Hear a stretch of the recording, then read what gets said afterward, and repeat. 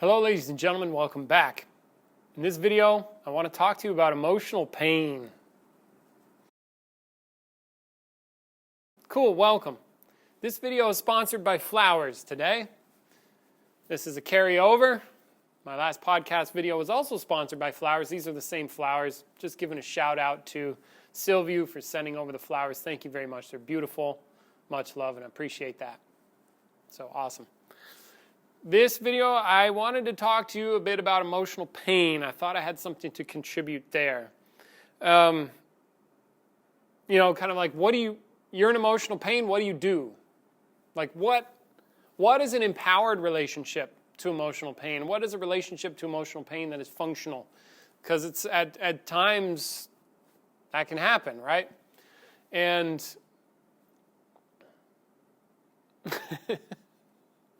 It's kind of fascinating how that occurs because as a human beings, I do remember when I first got into this work back in the day, probably one of the main reasons I got into it in the first place is I was looking for something and I was coming from a place of, I was in emotional pain as a young man, like, I don't know, what do young guys do when they're growing up, get depressed about something? Because as the story goes, my parents are great. I have a great relationship with my parents. They took care of me. And yet, somehow I was uncomfortable. Somehow I was not happy. Somehow I was, and how do I know that I'm not happy?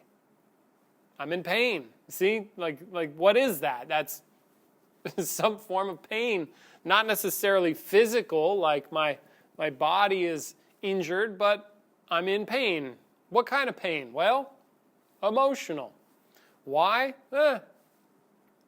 Yet it occurs, and then it drives me to do stuff. You see, it's like you must have noticed by now that you avoid pain and you seek pleasure, don't you? And you do it very powerfully, I might add. It's a very interesting thing that we do as human beings, and yet we're all very, very committed to that. But that's another story. If you want to get more into that, come do an Experiencing the Nature of Being workshop. It will help reveal some of that dynamic and why we're up to these things. But in any case, emotional pain, so I had some, and then there's other weird stuff that can happen with emotional pain. Like have you ever been triggered suddenly? So it's like, oh, everything's fine, and then something happens, and then there's a sudden switch that gets, it's like as if a switch is flipped and kaboom, I was in the middle of doing some workshops, and an intimate relationship I was in had suffered a catastrophic failure in the middle of teaching. See, my heart hurt. That broke my heart. I was in a lot of pain. Not as much as the other time I was in pain. That's another story. So I figured, okay, I'll be able to survive this one. But it was a challenge, right? I was in a lot of pain. It's probably not the only person in pain either. And how did I relate to that? Well, in the case of serious emotional pain, something you can do. Well, one thing you can do is you can suppress it. I don't recommend this, but this is what people tend to do. Suppress their emotions, which is and I imagine, generally speaking, men will do this more than women. They're push it down, pretend like everything's fine, and then you go murder somebody, all right? It's not healthy. I'm saying it doesn't work because it's not healthy. It may work for a time, but it's not, it still festers. The other option is to act out the emotion. To somebody hurts me, I hurt them back. Get angry, act it out unnecessarily. And what I mean by unnecessarily is an overblown dramatization of the pain. It's oh, life is so bad, it's so hard, it's blah, blah, blah. You see, it's this expression. Okay? Now, at least it's going out, not being squished in, yet it can still, as far as I can tell, that kind of activity can feed on itself and then end up perpetuating itself. It's and then it becomes an act, something that's done over and over and over and over again, which I've seen hints of this in many people in the sense of, I hear tell, I've seen hints, like little pieces here and there.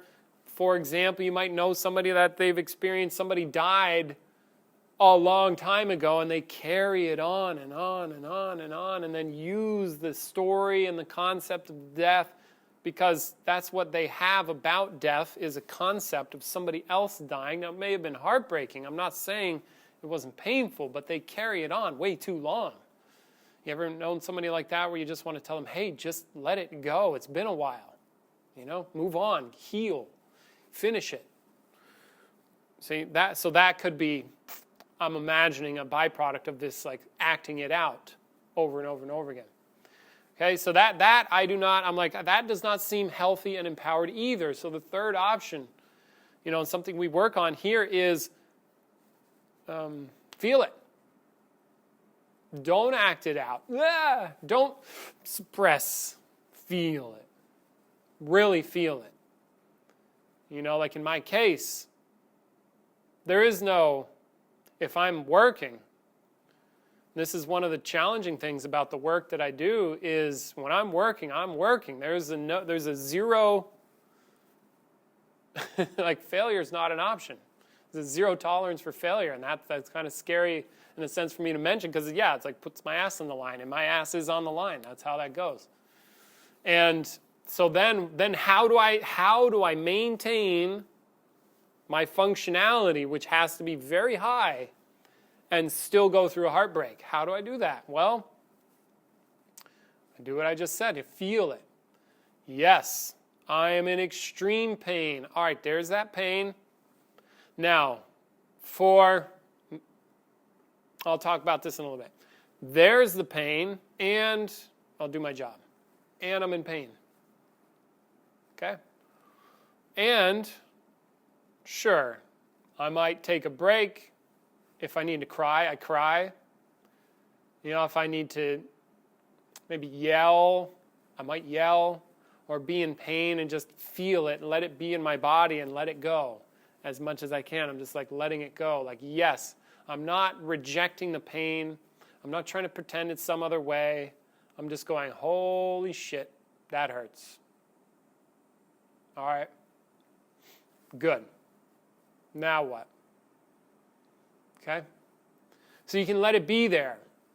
Kind of like the same attitude and approach that I would take with people that want to change something about themselves that they don't like. They have a pattern of behavior that's over and over and over. They hate it. Stop hating it. Love yourself. Let it be there. Why? Because if you, I'm a broken record at this point, watch my other videos, if you push it away or you reject it, you're not likely to be aware of it or see it or really grasp what's going on. You see, it's like, no, I don't want to see that. So you push it away. It leaves your awareness. You're still aware of it, but maybe not really cognizant that you are. We call that like uncognized mind, you see. And so it's like, oh, everything's fine, but it's actually not. See, then that would be a form of self-deception. So in this case, it's similar to that. Oh, there's the pain. Okay, good. I'm in pain.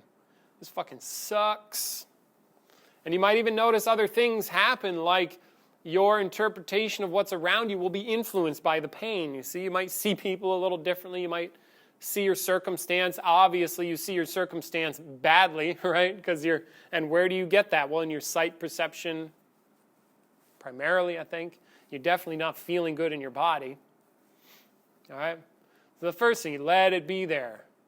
Accept the pain. You don't have to make it worse.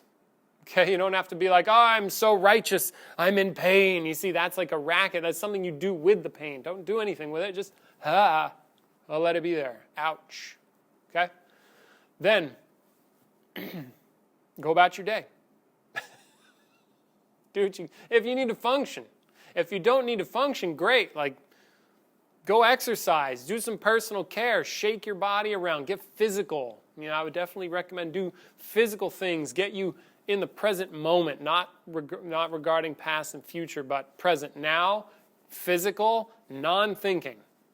Non-thinking. This will help a lot. And then you can perhaps be processing it in the background. But definitely physical activity, non-thinking, present time is useful. All right, but if you have to function, go function. Be a broken, in pain person and function. Do your job if you need to. If not, get healthy. Now, something else you can do. So my image for this video, given I was just considering today, like what could I share with people that I think would be valuable, is, my main image is this is for people who are having trouble with emotional pain. What are some things that you can do? What is some stuff that I've done that seems to work? And this is, I'm telling you what I do. Another possibility is when I'm in pain. Now, it is possible to investigate the source of the pain because, here's something that's come up for me time and time again. When I try to talk to people, when I have talked to some people about emotional pain, and I'm already coming from a place of pain is not something that is, it's something I'm doing. It's also, this is my perspective, not something that is caused by an external circumstance. It is something I'm generating in relationship to what I perceive as external circumstance.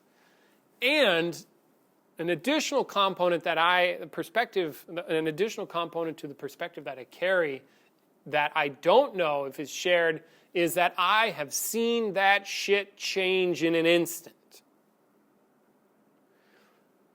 And I hear tell now, I get the aspect of needing to process things, okay?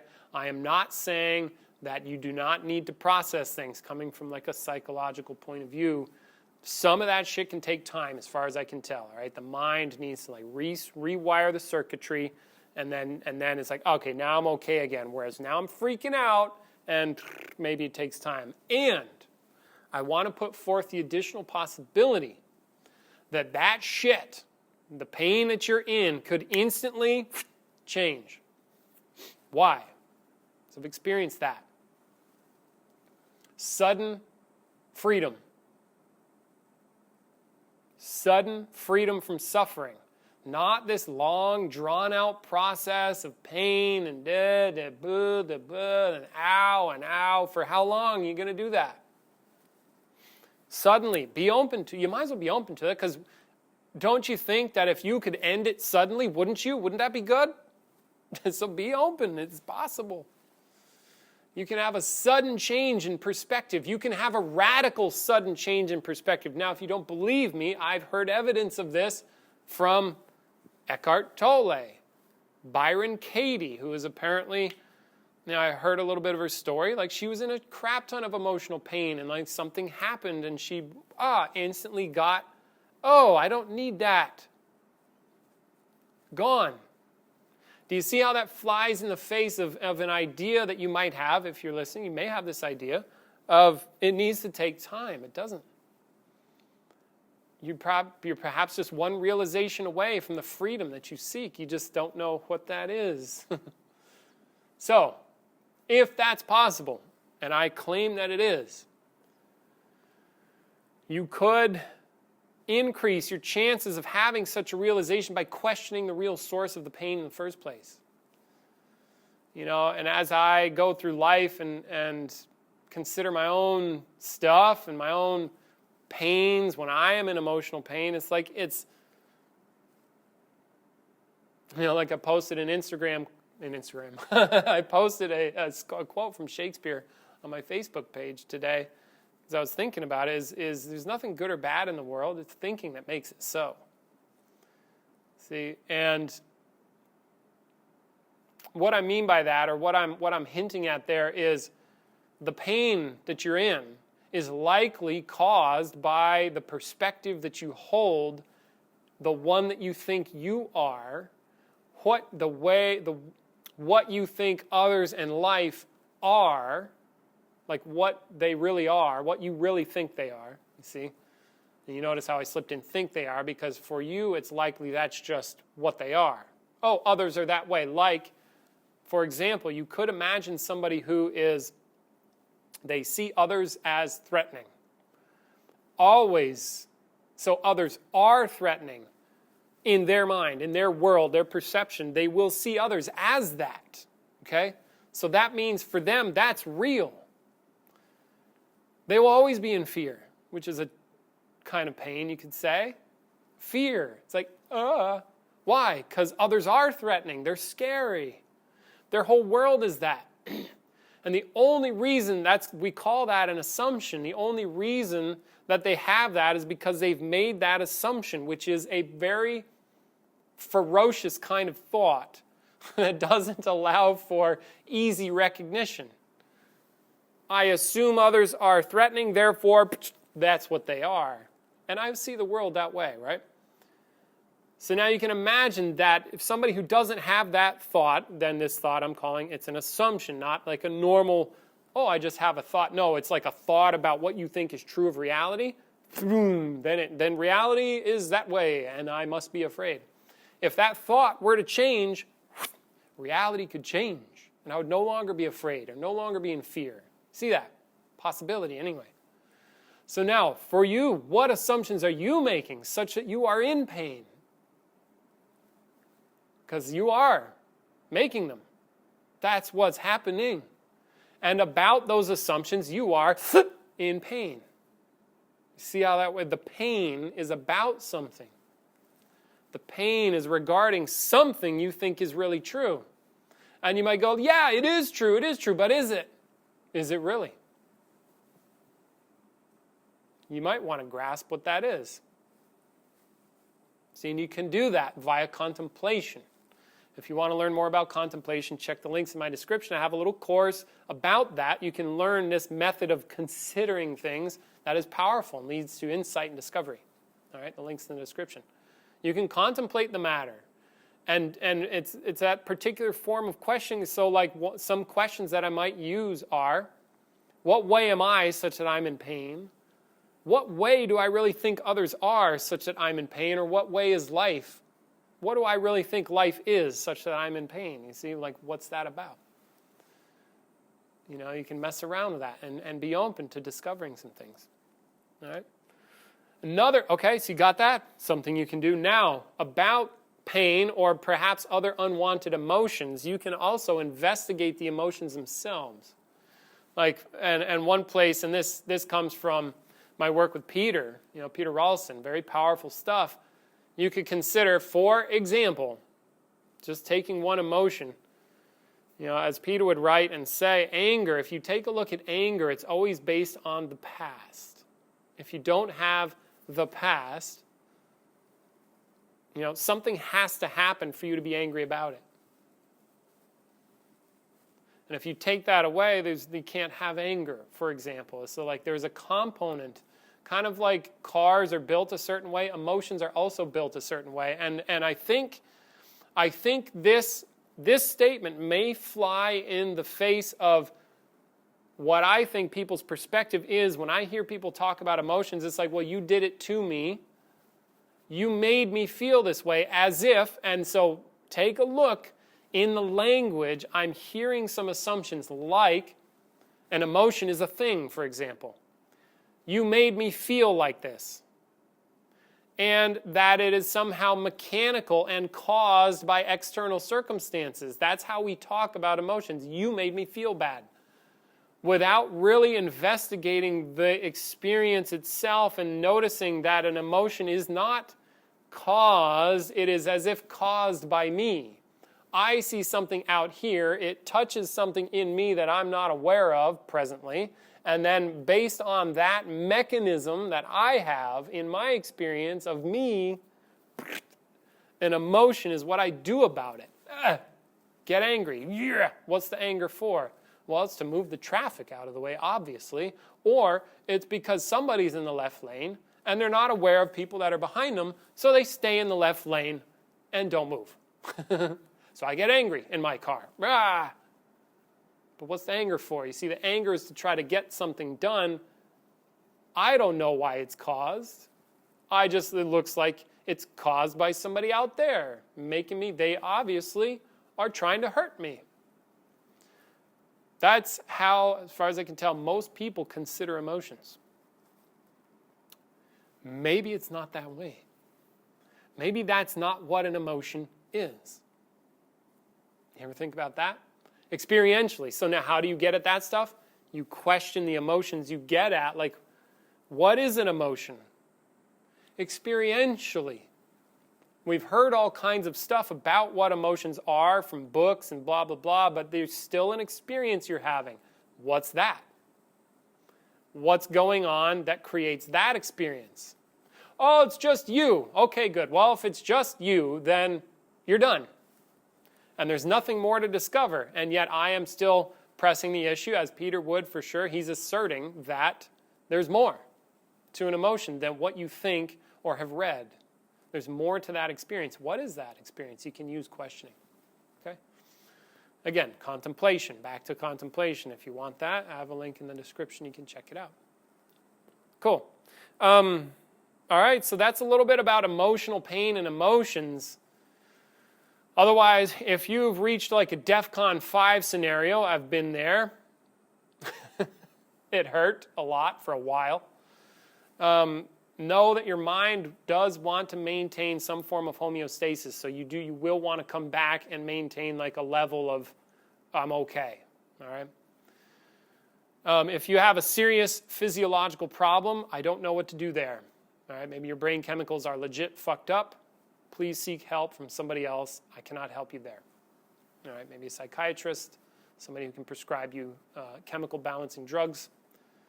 However, I still have some leeway. Now, this is not a doctor's opinion. This is my opinion. I have a lot of leeway that you might be in a fuck ton of pain, but who's causing the pain and why?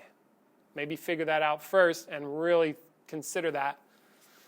But like I said, if you have a serious imbalance, and it's actually like a chemical, like it's a disease, not like a chemical imbalance, like if I think about being in danger, apparently cortisol will fire off because I've thought about being in danger. You see, if it's a mind control issue, then control your mind. Don't think those thoughts. All right? Really don't think those thoughts. It's possible for you to have your mind not go places and retrain it. But if it's actually a problem, like a disease, talk to a doctor. All right? Just trying to help. All right, so where are we at with that? You're in a DEFCON 5 scenario. Feel it. Let it be there. Let your emotions be. Cry if you need to. Do some good physical labor. Do something that keeps you in the present moment, because I guarantee you most of the emotional stuff, I'd bet good money, is because you still consider that you have a past and that you're right about what that is and that you have a future. If you take away past and future, there's a whole bunch of not that going on. And the main problem is that you think your past and future are necessary for you to keep going. They're actually not. And there's a lot of freedom to be had in the present moment, and there's a lot less emotional pain. Okay? So if you stay here, you'll be all right. And then just let it be. Another story. So, some stories, or at least one story. I remember there was one time, I told you I was teaching. I got broken up with. My heart was broken, shattered, kind of like, and I still had to continue. No shit. I saw Ralston come down one time for a workshop, and it was on the day that his father passed away. His father died. That motherfucker still came to work. He was just solid, And I've heard some other stories about him too that can't mention, but consider serious emotional confrontation and still being able to handle business. That's something. All right, and I've been there too, so I get it. All right, so you're not, okay, why am I saying that? You're not alone. All right, if you're in a rough spot, you're not alone. There are many, many, many people that have a lot of emotional shit going on, so it's okay. Otherwise, there was one time I was in a serious place, and Peter was nice enough to talk to me, and he said, I've actually been in some rough spots too, and like I said, I've seen it. And he said that, doing the workshops can really clear out a lot of stuff. So now that is not we don't sell the workshops based on like clear out your emotional baggage. That just seems to be a byproduct, and I can vouch for that as well. It's like I've poured myself into, getting conscious, facilitating workshops, and it seems to me that I move through stuff a lot faster than if I hadn't been doing that kind of work. So, I'm wide open to that possibility, and I've seen it too. Like the work is no joke powerful. And one of the byproducts is, or may be, clearing out the emotional detritus, as I would say. Or I heard this other guy online recently, Jesse Elder, he's like, yeah, mind trash. Mind trash, I thought that was good too. Yeah, detritus comes from my father. My father would always say detritus. You look it up, you tell me what it is, like debris, extra stuff. Okay? So yeah, otherwise hang in there. Check out my video on bottom line contemplation. That can also help. And yeah, and one of the last parting things, main thing, if you are in extreme emotional pain, you don't need to act from it. You can let it be there. It's very hard not to act it out, I understand. And sometimes these drives are extremely powerful, but even though they are powerful, you can still maintain and just proceed and be in pain without squashing it down. All right? Let's go. I hope this has been of help. I hope it's served you in some way. Otherwise, just enjoy it. The house is on fire. Oh, goody. Everything is fucked. Awesome. What's next? We got peanut butter and jelly sandwich. What do I have to look forward to? Coffee tomorrow? Cool. All right. Good. Okay, much love. Take care. If you do want to get more serious, we do powerful workshops here at the center. I facilitate them. Peter also helps. He's down as well. Check the links in the description. I hope to see you here and do some extremely hard work. It's a workshop, All right, much love. Take care. Please hit me in the comments. If you want to write me in the forum, I would love that because it helps me create content for you. Some people have been asking about coaching. Please, you're invited to ask me about that as well. Everything can be found in links in the description. Otherwise, go to my website and navigate. You know how to do it. You know how websites work. Take a look around. You might find some cool stuff. Otherwise, take care. Much love. I'll see you later.